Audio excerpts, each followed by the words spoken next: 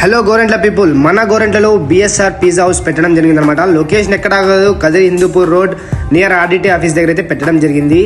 మన గోరెంట్లలో ఎక్కడా లేని విధంగా అయితే వీళ్ళు మెయింటైన్ చేస్తున్నారు అనమాట. షాప్ అయితే ఒకసారి చూడొచ్చు. ఇక్కడ క్వాలిటీ అయితే చాలా అంటే చాలా మెయింటైన్ చేస్తున్నారు.